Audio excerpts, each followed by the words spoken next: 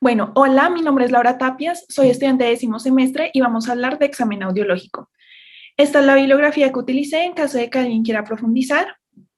Bueno, a manera de introducción vamos a iniciar hablando de la audición, la cual es la experiencia subjetiva ante la exposición a un sonido.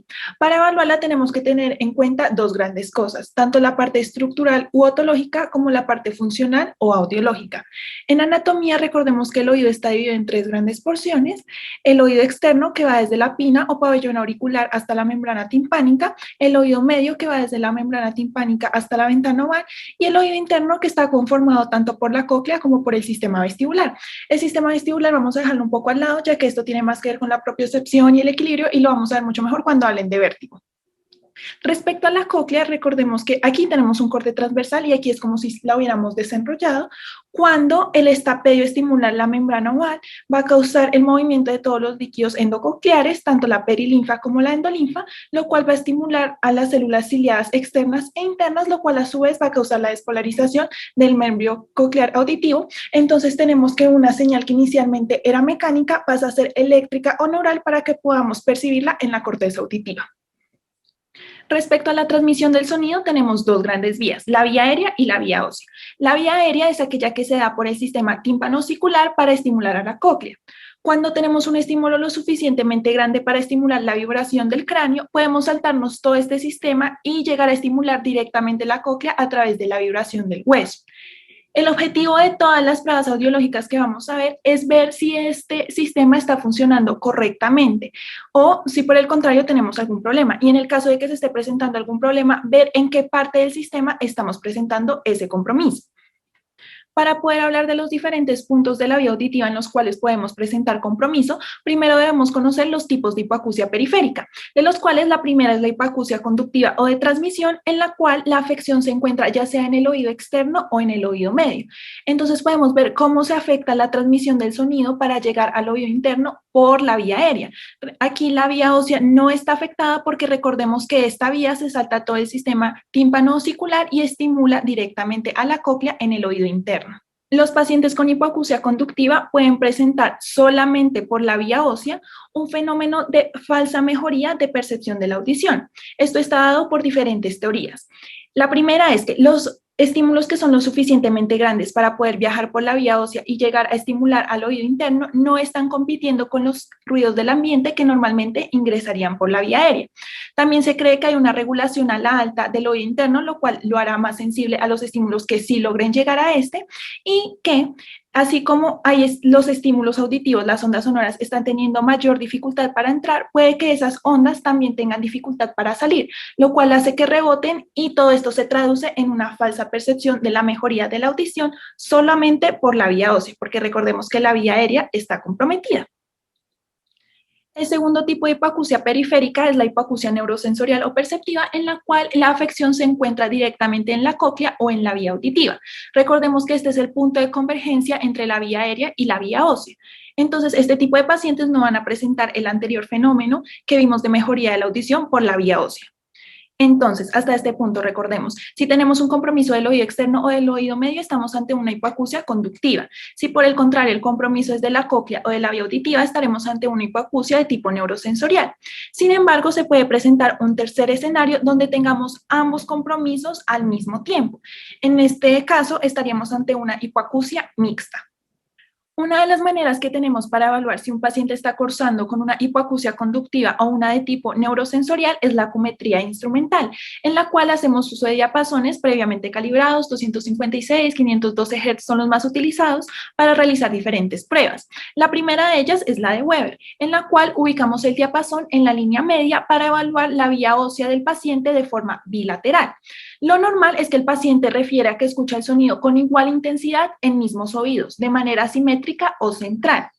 Si este se encuentra lateralizado, estamos ante una afectación de la vía auditiva. Entonces, si estamos ante una hipoacusia de tipo conductivo, recordemos ese fenómeno donde el paciente va a percibir mejor el sonido por la vía ósea. Es decir, si por ejemplo, en este caso, si el paciente tuviera afectado el lado derecho, por ese fenómeno va a escuchar más fuertemente el sonido del lado derecho. Entonces, a eso se le llama que se lateraliza el sonido. Y en caso de este ejemplo, sería hacia el lado derecho, es decir, el lado afectado. Por el contrario, si el paciente está cursando con una hipoacusia de tipo neurosensorial, recordemos también del lado derecho, digamos en este caso, la cóclea o la vía auditiva están afectadas, es decir, el paciente no escucha o escucha menos por este lado, es decir, claramente va a escuchar mejor por el oído contrario, es decir, el paciente va a escuchar más fuertemente el sonido del lado izquierdo y vamos a decir que el Weber se encuentra lateralizado hacia el lado sano. Otra de las pruebas que tenemos es el RINE, la cual me evalúa de forma unilateral tanto la vía ósea como la vía aérea. Para evaluarlo, ubicamos el diapasón en la apófisis mastoides del paciente y le pedimos que nos refiera cuando deja de escuchar el sonido. Una vez el paciente lo refiera, ubicamos el diapasón frente al pabellón auricular para evaluar la vía aérea y el paciente debe referir que ahora nuevamente escucha el sonido. Y esto es porque fisiológicamente la vía aérea es mucho más efectiva para la transmisión del sonido que la vía ósea. Una manera resumida de realizar esta prueba es ponerlo unos segundos en la vía ósea y unos segundos en la vía aérea y el paciente debe referir que escucha más fuertemente el sonido por la vía aérea. Si el paciente refiere lo anterior, esto es un RINE positivo y puede ser ya sea que el paciente está normal, no tiene compromiso o que tiene un compromiso de tipo neurosensorial. Y esto es porque recordemos que en este tipo de hipoacusia el problema está ya sea en la cóclea o en la vía auditiva, que es el punto donde convergen ambas vías. Entonces ambas se van a ver disminuidas. Por el contrario, si el paciente tiene una hipoacusia de tipo conductiva, recordemos que lo que está comprometido es la vía aérea. Entonces el paciente va a escuchar más fuertemente la vía ósea y a esto lo vamos a llamar un RINE negativo. Una prueba que me faltó explicarles que no se utiliza tanto, pero para que la conozcan, es la de Schwabach, en la cual se compara la vía ósea del paciente con la del evaluador, suponiendo que el evaluador tiene una audición normal. Lo que se hace es ubicar el diapasón en la apófisis mastoides del paciente y cuando éste deje escuchar el sonido, se pasa a la apófisis mastoides del evaluador. Lo normal es que ambos escuchen el sonido por la misma cantidad de tiempo. Por el contrario, si cuando se le pasa el diapasón al evaluador, este lo continúa escuchando, quiere decir que la del paciente está disminuida, es decir, tiene algún problema en la vía ósea. Y recordemos que esto lo vemos en la hipoacusia de tipo neurosensorial. Por el contrario, si primero iniciamos por el evaluador y luego se va al paciente y ésta la escucha por más tiempo, quiere decir que él tiene aumentada la vía ósea. Y recordemos que este fenómeno lo veíamos representado en la hipoacusia de tipo conductivo. Pero lo más importante que tienen que tener en cuenta es Weber y RINE. Entonces, para ver que sí hayamos comprendido, vamos a hacer unos ejercicios. El primero es Weber lateralizado a la derecha y RINE positivo bilateral. Entonces, vamos por pasos. Weber lateralizado a la derecha. Ya sabemos que tenemos un problema porque este debería ser simétrico, central, de igual intensidad en ambos oídos. Al tenerlo lateralizado podemos estar ante dos situaciones. Una, sea que el paciente tenga una hipoacusia de tipo conductiva, entonces lo esté escuchando más fuertemente del lado afectado. O el otro escenario es que el paciente esté cursando con una de tipo neurosensorial y como esta cóclea no está escuchando, pues escucha mejor por el lado sano, se está lateralizando hacia el lado sano. Pero únicamente con el Weber no podemos saberlo. Entonces, olvidémonos un momento del Weber y vamos al RINE. Ambos rines son positivos. Esto me quiere decir que la vía aérea está como fisiológicamente y está más alta o mejor, funcionando mejor que la ósea, que es lo normal. Esto me descarta una hipoacusia de tipo conductivo, porque recordemos que en este caso la vía aérea es la que se ve comprometida. Entonces estamos ante el segundo caso, que es un paciente que tiene una hipoacusia de tipo neurosensorial del lado izquierdo. Entonces, revisemos que lo tengamos bien. Entonces, estamos sospechando una neurosensorial. El Weber está lateralizado hacia el lado sano, ¿sí? Porque estamos pensando que el oído afectado es el izquierdo y del lado afectado tiene el RINE positivo. Perfecto. Un segundo ejemplo, Weber lateralizado a la derecha, RINE derecho negativo y el izquierdo positivo. Entonces, empecemos. Weber lateralizado a la derecha. Ya sabemos que podemos encontrarnos ante dos escenarios, ya sea que tenga una de tipo conductivo del lado derecho y se esté lateralizando hacia el lado afectado, o que tenga una neurosensorial del lado izquierdo y se esté lateralizando hacia el lado sano. Vamos a ver ahora los RINE. El RINE derecho es negativo, quiere decir que en el oído derecho el paciente tiene aumentada la vía ósea, está mejor que la vía aérea. Esto soporta mi hipótesis de que esté cursando con una hipoacusia conductiva del lado derecho. Entonces, eso es lo que estamos sospechando. Conductivo, el Weber está lateralizado hacia el lado afectado, sí, hacia el lado derecho, y el RINE del lado afectado está negativo, sí, perfecto. Un tercer ejemplo, un Weber simétrico, no nos dice mucho, pasemos al RINE, es bilateral positivo. Eso me quiere decir que ambos oídos tienen mejor la vía aérea que la vía ósea, lo cual es lo fisiológico. Entonces, aquí podemos estar ante dos escenarios. Yo supongo que varios de ustedes ya contestaron que es que el paciente está normal. Eso puede ser cierto, pero también puede ser que el paciente esté cursando con una neurosensorial bilateral, porque recordemos que el RINE también está positivo en los pacientes con hipoacusia de tipo perceptiva, pero esto solo con los diapasones no lo podemos saber, para eso nos vamos a ayudar de otras pruebas audiológicas.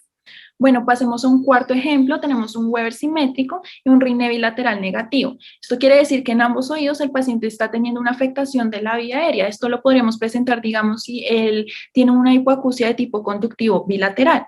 Tengan en cuenta que estos ejercicios que les estoy poniendo son netamente teóricos. Bueno, por último, veamos un Weber lateralizado a la derecha, un RINE izquierdo negativo y derecho positivo. Bueno, Weber lateralizado a la derecha, ya sabemos los dos posibles escenarios, y un RINE derecho positivo, izquierdo negativo. Esto nos puede hacer dudar, porque si quisiera que fuera conductiva del lado derecho, el RINE debería ser negativo, y si fuera neurosensorial del lado izquierdo, el RINE debería ser positivo. Aquí nos encontramos ante un nuevo caso que es un falso RINE negativo. Ya se los voy a explicar. Esto lo podemos presentar en pacientes que tengan una hipoacusia perceptiva profunda o cofosis o sordera. Entonces, que estos pacientes no están escuchando por este oído. Entonces, cuando evalúo el RINE por la vía aérea, pues no escucha, y cuando lo evalúo por la vía ósea, no es que esté escuchando en este oído, sino que esas vibraciones pueden viajar por el cráneo y el paciente los escucha en la cóclea contralateral. Obviamente el paciente no es consciente de esto y refiere que sí lo oye por la vía ósea. Entonces, cuando estemos ante uno de estos casos, debemos sospechar un falso RINE negativo, una hipoacusia profunda o cofosis perceptiva unilateral. Bueno, una vez ya repasamos la acumetría instrumental, entremos a hablar propiamente de las pruebas audiológicas, las cuales se dividen en dos grandes grupos, subjetivas y objetivas. En las subjetivas yo requiero una respuesta conductual del paciente, es decir, necesito su colaboración, ya sea que el paciente alce la mano cuando escucha el pito, o me diga que sí escucha, o me repite unas palabras, lo que sea. Dentro de estas encontramos la audiometría de tonos puros, la audiometría de altas frecuencias y la logoaudiometría. Las pruebas objetivas son mediciones físicas de algún fenómeno. Yo no requiero la colaboración del paciente. Dentro de estas encuentro la impedanciometría, el reflejo estapedial, las emisiones otoacústicas y los potenciales evocados auditivos. Antes de entrar a hablar propiamente de las pruebas audiológicas, tenemos que tener claros algunos conceptos, dentro de ellos intensidad y frecuencia. Intensidad se refiere a lo que coloquialmente conocemos como que un sonido esté muy pasito o esté muy duro. Lo medimos en decibeles, que es una expresión logarítmica de la magnitud de un sonido. Entonces, como para aterrizar un poquito este concepto, una conversación normal se maneja más o menos a una intensidad de 50 a 60 decibeles. Y aquí tenemos otros ejemplos de la intensidad de otros sonidos. La frecuencia hace referencia a la cantidad de veces que se repite un fenómeno en una unidad de tiempo. En este caso, vamos a ver la cantidad de veces que se repite un ciclo de una onda sonora en una unidad de tiempo, que digamos que en este caso es un segundo. Entonces, aquí vemos que la onda se repite 3 veces, tiene una frecuencia baja.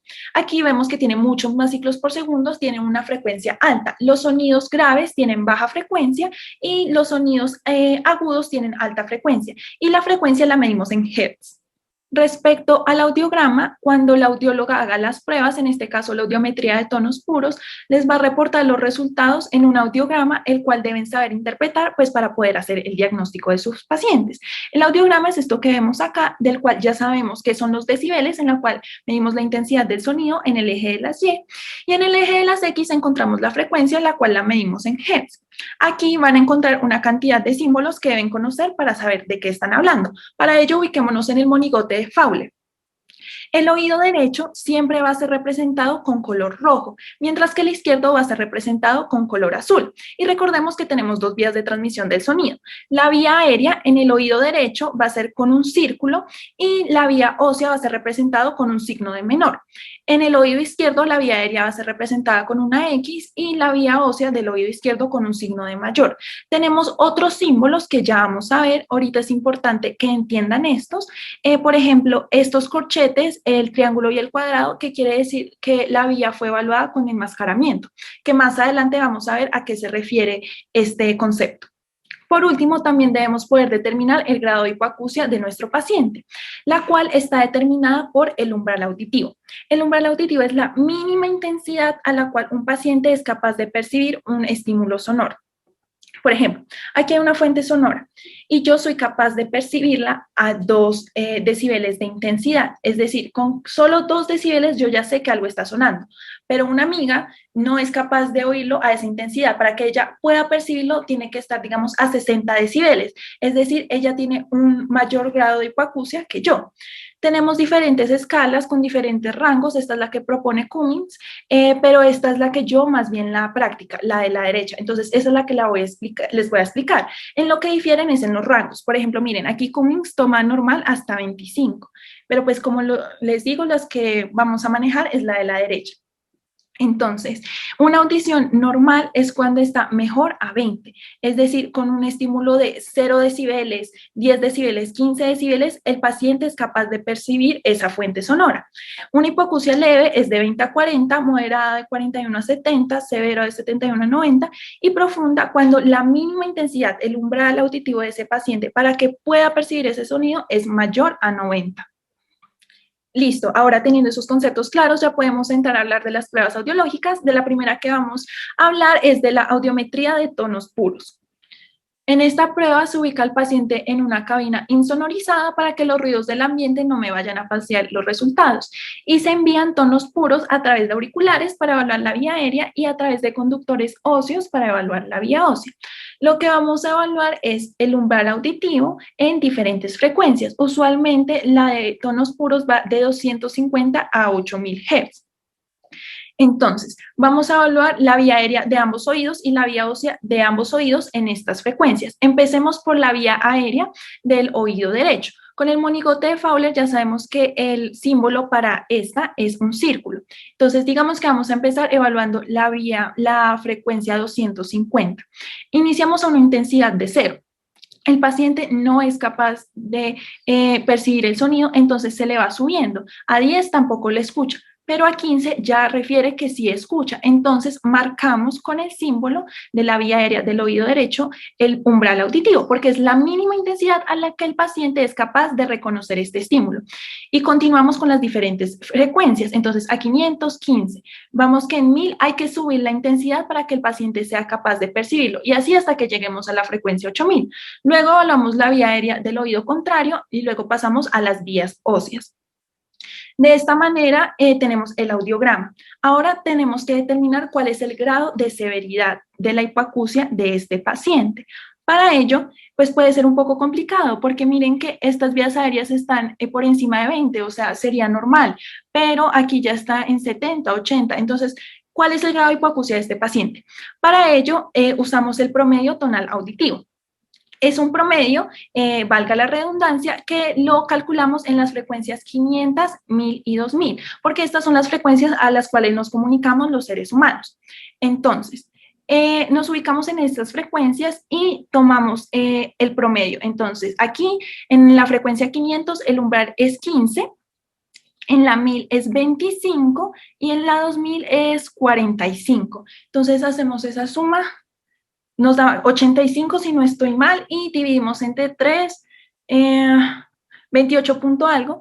Entonces, 28, vemos que este paciente tiene una hipoacusia leve por el promedio tonal auditivo.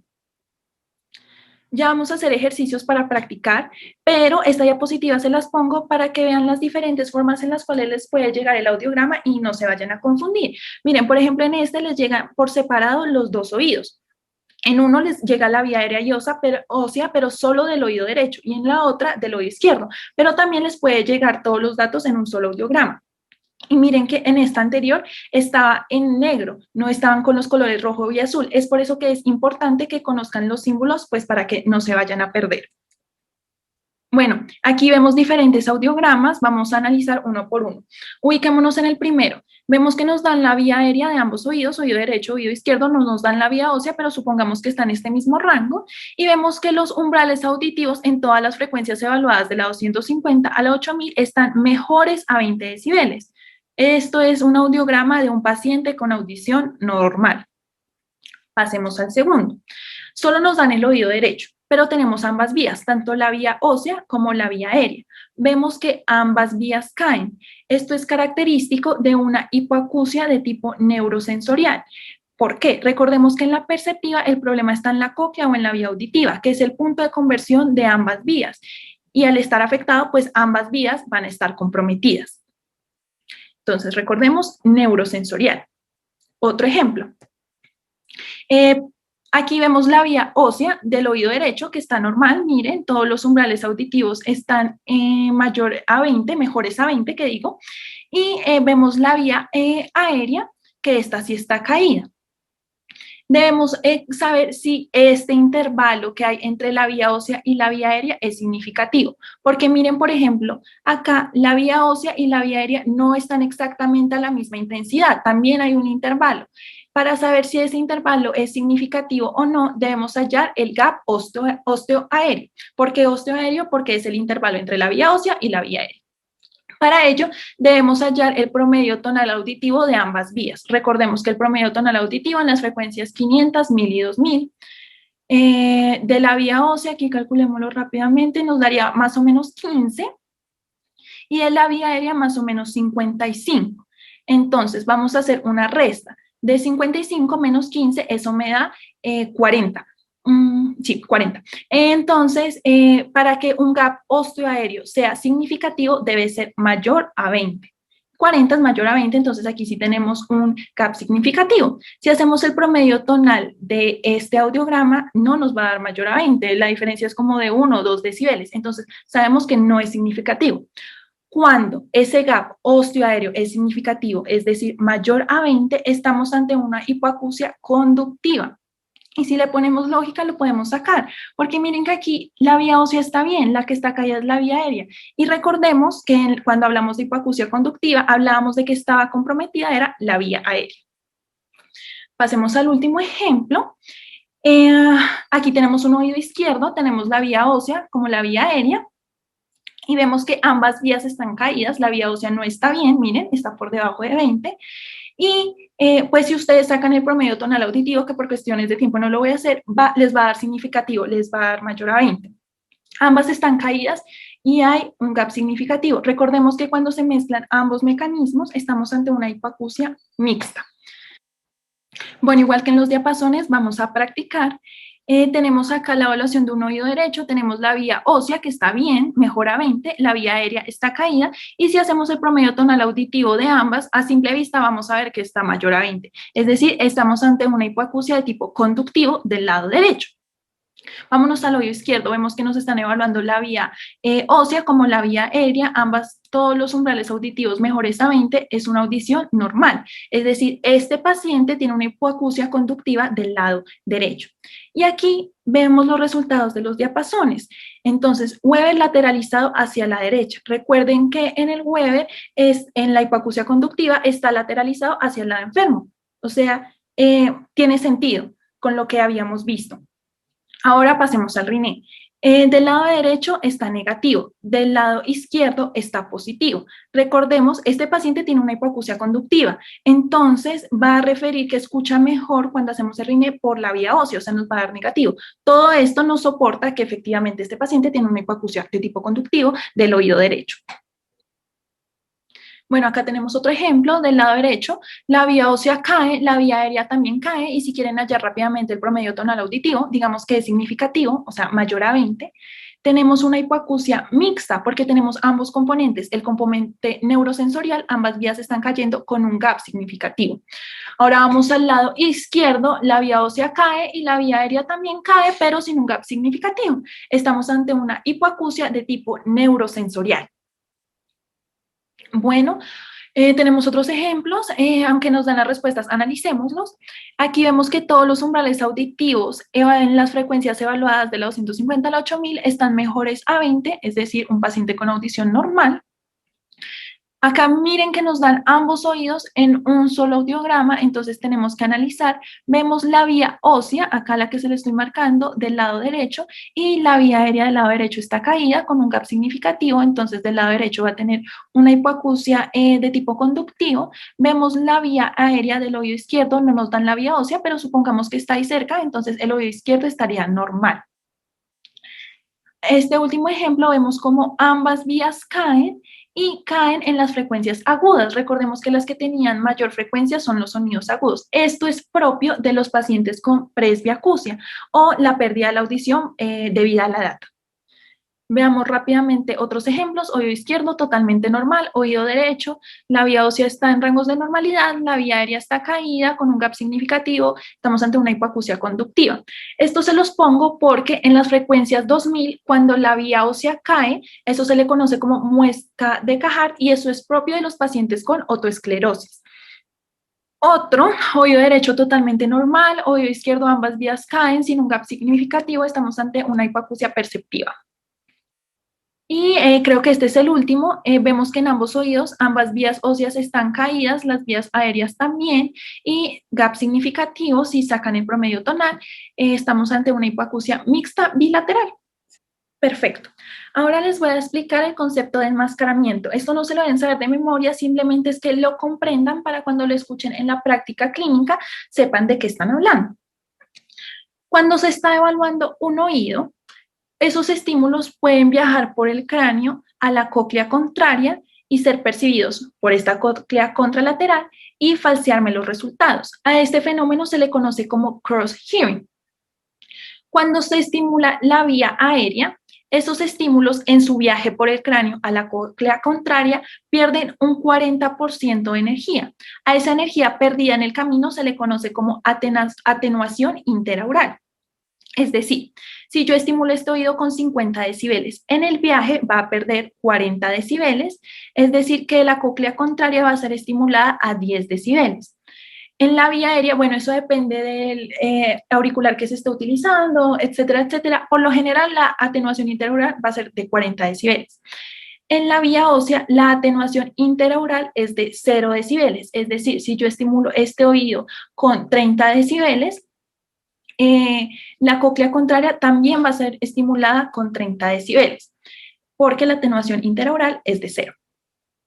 Para evitar que este fenómeno se presente y me dé falsos resultados en la audiometría, el audiograma, nosotros utilizamos la técnica de enmascaramiento o masking, donde se pone en el oído que no está siendo testeado un ruido de banda estrecha para que esta cóclea no sea sensible a los estímulos del oído que sí está siendo testeado. ¿Esto para qué nos sirve? Pues estas pruebas las hace el audiólogo y a ustedes les llega directamente el audiograma para interpretarlo, pero es importante conocerlo para que ustedes sepan si este está bien tomado. El audiólogo tiene 1000 reglas para saber si se debe hacer enmascaramiento o no, pero unas reglas muy sencillas que ustedes pueden interpretar es si la diferencia entre las vías aéreas de ambos oídos es mayor a 40, porque 40 por este fenómeno de atenuación interaural que ya les expliqué, o si la diferencia entre la vía ósea y la vía aérea es mayor a 10. No se toma 0 porque se acepta un factor de error de 10 decibeles. Entonces, tenemos este ejemplo, un audiograma donde vemos que la diferencia en la vía aérea en estas primeras frecuencias es mayor a 40 decibeles y la diferencia entre la vía ósea y la vía aérea es mayor a 10 decibeles. Entonces se debe hacer enmascaramiento. Esto es porque estos resultados pueden estar falseados y puede ser que estén siendo interpretados por la cóclea contralateral. Entonces aquí vemos que se hizo efectivamente el enmascaramiento y vemos cómo cambian los resultados. Vemos que en las primeras frecuencias ahora tenemos unos símbolos de triángulo y en la vía ósea ya no tenemos el signo menor sino un signo de corchete. Esto me quiere decir que efectivamente se hizo el enmascaramiento durante la prueba. Entonces también para que cuando les llegue el audiograma y les lleguen estos símbolos, pues sepan qué significa. Listo, hemos terminado la audiometría de tonos puros. Vamos a pasar a la siguiente prueba que es logoaudiometría. En esta prueba lo que hacemos es evaluar la comprensión o inteligibilidad que tenga el paciente. Esto lo hacemos porque en la audiometría de tonos puros estamos evaluando son pitos y en nuestra vida diaria nosotros no escuchamos pitos sino palabras. Debemos saber si el paciente sí está siendo capaz de comprenderlas. Para esto utilizamos listas de palabras fonéticamente neutras donde evaluamos cuál porcentaje de esa lista el paciente es capaz de comprender. En esta prueba evaluamos 4 umbrales, voz, palabra, percepción y máxima discriminación. Vemos que en el eje de las X tenemos la intensidad en decibeles y en el eje de las Y el porcentaje de palabras que el paciente es capaz de comprender o de discriminar. Entonces, se inicia la prueba a una intensidad baja y cuando el paciente ya sea capaz de reconocer que se le está hablando, no qué palabras se le están diciendo, sino ya es capaz de discriminar que alguien está hablando, se marca el umbral de voz. Luego se sigue subiendo la intensidad y cuando el paciente ya sea capaz de identificar 2 palabras, se marca y ese es el umbral de palabra. Ahí ya se empieza con la lista completa de palabras, que son listas de 25 palabras, y cuando sea capaz de identificar el 50%, ese es el umbral de percepción. Entonces aquí tenemos el porcentaje de palabras que el paciente es capaz de discriminar, 50%, el umbral de percepción en este paciente sería a 15 decibeles. Se siguen dando listas de palabras y cuando el paciente sea capaz de alcanzar su máxima discriminación, la máxima cantidad de palabras que ese paciente es capaz de comprender a una intensidad dada, ese es umbral de máxima discriminación. En un paciente normoyente, ese porcentaje va a ser 100%, pero no en todos los pacientes tiene que llegar a 100. Hay pacientes que su máxima discriminación va a ser 90, 80, 70, dependiendo del nivel de hipoacusia que tenga. Aquí vemos unos nuevos símbolos que son estos triángulos. Vemos que estamos subiendo la intensidad en decibeles, o sea, coloquialmente cada vez más fuerte. Va a llegar un momento en que ese estímulo al paciente le va a resultar molesto o doloroso y eso lo marcamos con los triángulos oído derecho rojo, oído izquierdo azul. Acá vemos unos ejemplos de las listas de palabras que se utilizan para evaluar en la logoaudiometría y esto se los pongo para recordar que la intensidad a la cual los seres humanos nos comunicamos por lo general es de 50 a 60 decibeles, es decir, lo ideal sería que nuestro paciente alcanzara un 100% de discriminación en estas intensidades, porque esto nos quiere decir que el paciente es capaz de comprender cuando se está hablando con otra persona. Tenemos un ejemplo. Vemos el oído izquierdo, el oído derecho, la intensidad a la cual el estímulo empieza a ser doloroso o molesto. Vemos los diferentes umbrales, voz, palabra, el de percepción al 50%, el de máxima discriminación. Vemos que tanto con el oído izquierdo como el oído derecho llega a un 100% de discriminación. Sin embargo, vemos que con el oído derecho el paciente requiere una mayor intensidad, un mayor volumen, para poder identificar las palabras, para poder discriminarlas, para poder comprenderlas. Esto es clásico de una hipoacusia de conducción. Acá nuevamente, oído izquierdo, oído derecho, la intensidad a la cual el estímulo se torna molesto o doloroso. Vemos que con el oído izquierdo alcanza un 100% de discriminación y la curva del oído derecho se encuentra corrida hacia la derecha. El paciente requiere una mayor intensidad para poder discriminar las palabras y vemos que por más que se le sube la intensidad, el paciente con este oído no es capaz de llegar a un 100% de discriminación. Esto es característico de una hipoacusia de tipo perceptiva. En este ejemplo vemos la curva del oído derecho corrida hacia la derecha y vemos que el paciente necesita mayor intensidad para empezar a poder discriminar las palabras, pero que a medida que aumento la intensidad, en vez de poder comprender más palabras, cada vez comprende menos. Esto se denomina fenómeno de reclutamiento y es propio de las corticopatías. Repasemos lo que vimos hasta el momento. Aquí tenemos un oído izquierdo, oído derecho, una curva con una morfología normal. El paciente llega a un 100% de discriminación, clásico de un normoyente. En la curva verde tiene una morfología normal, llega al 100% de discriminación, pero está corrida hacia la derecha, clásico de una conductiva. En esta gris, el paciente requiere mayor intensidad, pero aún con una mayor intensidad no llega al 100% de discriminación, clásico de una perceptiva.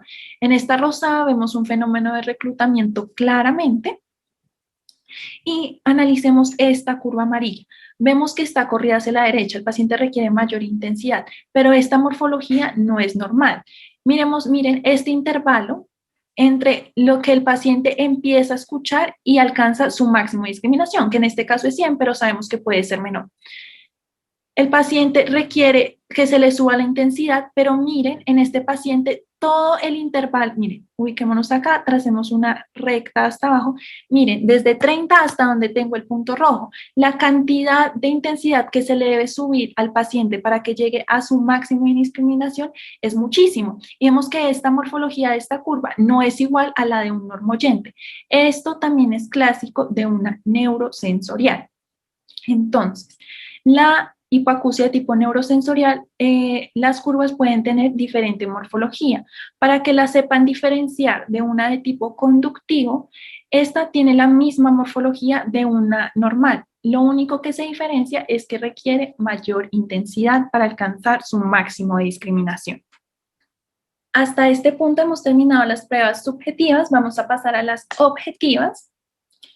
Debemos hablar del concepto de imitancia acústica, para la cual debemos hablar de otros dos conceptos, de impedancia y admitancia. La impedancia es la posición ofrecida por un sistema al paso de energía y la admitancia es la facilidad con la que ese sistema permite ese paso de energía.